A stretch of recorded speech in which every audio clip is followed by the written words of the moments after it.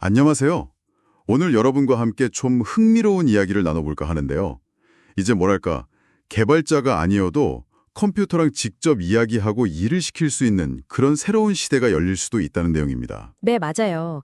예전에는 우리가 컴퓨터, 그러니까 일종의 화성인이랑 소통하려면 꼭 개발자라는 통역사가 필요했잖아요. 그렇죠. 그분들이 쓰는 코드라는 아주 복잡한 언어를 통해서만 가능했고요. 그게 사실 엄청난 장벽이었죠. 뭐 파이썬이다, 자바다 하는 것들이 일반인이 배우기엔 시간도 많이 들고 어렵기도 하고요. 맞아요. 그러니까 결국 기술이라는 게 소수 전문가들 손에만 있게 되고 아이디어가 있어도 그걸 실제로 만들려면 비용이나 시간이 너무 많이 들었죠. 네. 그런데 한 2022년쯤부터 분위기가 좀 바뀌기 시작했어요. 아, 혹시 최 GPT 말씀하시는 건가요? 네, 맞습니다. 드디어 우리가 그냥 쓰는 말, 뭐 한국어 같은 걸 알아듣는 인공지능이 나온 거죠. 그때 진짜 신기했잖아요. 간단한 질문에 답도 해주고 심지어 코드 짜달라고 하면 어느 정도 만들어주기도 하고. 그랬죠. 근데 딱 거기까지였어요. 이게 똑똑하긴 한데, 약간 세상이랑 동떨어진 느낌? 동떨어졌다니 어떤 의미죠? 그러니까 여러분 이메일이나 뭐 캘린더 아니면 회사 내부 데이터베이스 같은 다른 프로그램들 있잖아요. 걔네들이랑 연결이 안 됐어요. 아, 그냥 혼자만 똑똑했군요. 그렇죠. 김 부장님한테 내일 회의 잡자고 메일 좀 보내줘. 이렇게 말해도 말귀는 알아듣는데 실제 메일을 보내거나 하지는 못했던 거죠. 네, 그 한계가 분명히 있었는데 이제 그 벽을 넘으려는 움직임이 있다는 거죠. 네, 그렇습니다. 크게 두 가지 혁신적인 개념이 나오고 있는데요. 첫 번째가 MCP라고 모델 컨텍스트 프로토콜의 약자예요. MCP요? 좀 어려운데요? 쉽게 말하면요. AI 모델이랑 다른 프로그램들이 서로 대화할 수 있게 뭐랄까 표준 통신 방식을 만들자는 거예요. 약간 AI 세계의 USB-C 같은 느낌이랄까요? 엔스로픽이라는 회사에서 제안했고요. 아하, AI용 USB-C라니까 확 와닿네요. 그럼 그게 왜 중요한 건가요? 이게 되면요. AI가 그냥 말만 알아듣는 걸 넘어서 실제 행동을 할 수 있게 돼요. 행동이라면 구체적으로 어떤 거죠? 예를 들어서 여러분이 김철수 팀장이랑 내일 오후 2시에 회의 잡아줘 라고 AI한테 시키면요. MCP를 통해서 AI가 여러분 캘린더를 직접 확인하고 빈 시간 찾아서 회의실 예약하고 참석자들한테 메일까지 보내주는 거죠. 와, 진짜요? 그냥 말만 했는데 그 모든 걸 다 처리해 준다고요? 네, 뭐 데이터 분석해서 보고서 만든 다음에 바로 이메일로 보내라. 이런 복합적인 작업도 가능해지는 길을 여는 거죠. LLM이 통역을 넘어서 다른 시스템에 지시를 내릴 수 있게 되는 겁니다. 와, 이건 정말 게임 체인저가 될 수도 있겠는데요. 그럼 다른 하나는 뭐죠? 또 하나는 바이브 코딩이라는 개념이에요. 이건 안드레이 카팟이라는 분이 제안한 건데 이름 그대로 그냥 자연어로 프로그램을 만드는 방식이죠. 자연으로 프로그램을 만든다고요? 코딩 없이요? 네, 뭐 2025년 정도에 이제 개념적으로 확 떠오른 건데 프로그래밍 패러다임 자체를 바꿀 수도 있는 아이디어예요. 와, 신기하네요.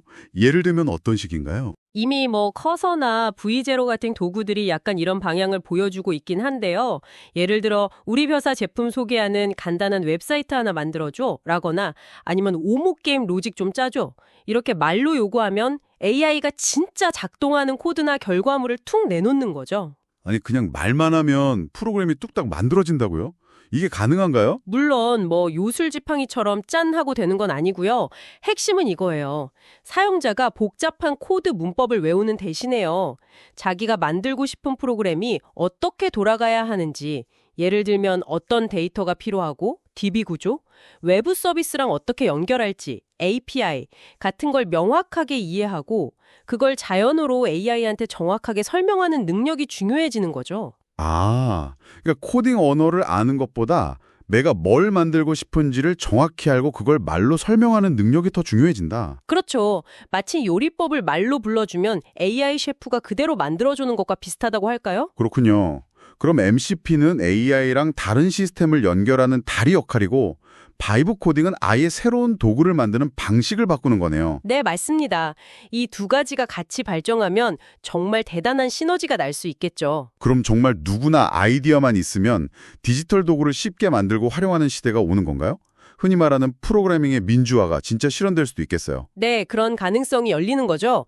앞으로 AI 에이전트랑 대화하면서 대부분의 디지털 업무를 처리하는 방향으로 갈지 아니면 개개인이 필요할 때마다 이런 바이브 코딩 방식으로 간단한 맞춤형 프로그램을 즉석에서 만들어 쓰는 문화가 자리 잡을지는 좀 더 지켜봐야 할 것 같아요. 어느 쪽이든 사용자랑 디지털 세계 사이의 거리가 확 줄어드는 건 분명하겠네요. 네, 그게 핵심이죠. 디지털 리터러시. 그러니까 디지털 세계를 이해하고 활용하는 능력이 전반적으로 높아지는 거예요. 마치 예전에는 장인이 하나하나 만들던 도자기를 이제 3D 프린터로 필요할 때 바로 뽑아 쓰는 것처럼 소프트웨어도 훨씬 가볍고 개인화된 형태로 바뀔 수도 있겠네요. 정확합니다. 그래서 앞으로는 코딩 기술 자체보다는 어떤 문제를 풀 거냐, 어떤 가치를 만들 거냐, 이걸 정의하고 기획하는 능력이 훨씬 중요해질 거예요. 물론 AI가 만능은 아닐 테고 여전히 전문가의 역할은 필요하겠지만요. 네, 당연하죠. 아직 초기 단계이고 완벽하진 않으니까요. 하지만 디지털 도구를 다루고 창조하는 방식에 큰 변화가 시작된 건 분명해 보입니다. 네, 오늘 들어보니 MCP와 바이브 코딩 이 두 가지 기술 흐름이 과거 소수 전문가의 영역이었던 컴퓨터와의 소통과 디지털 창조를 우리 모두에게 훨씬 가깝게 만들어주고 있다는 걸 알 수 있었습니다. 네, 정말 흥미로운 변화의 시작이죠. 마지막으로 여러분께 이런 생각을 한번 던져보고 싶네요. 만약 정말 누구나 이렇게 쉽게 디지털 도구를 만들고 쓸 수 있게 된다면 우리가 지금 프로그램이나 앱이라고 부르는 것들의 의미나 형태는 어떻게 바뀔까요? 정말 필요할 때마다 가볍게 만들었다가 금방 버리는 약간 일회용품 같은 개인화된 도구들이 많아질까요? 이게 우리의 일과 소통에 또 어떤 새로운 가능성을 열어줄지 한번 생각해 보시면 재미있을 것 같습니다. 오늘 이야기는 여기까지 나누겠습니다. 감사합니다. 네, 감사합니다.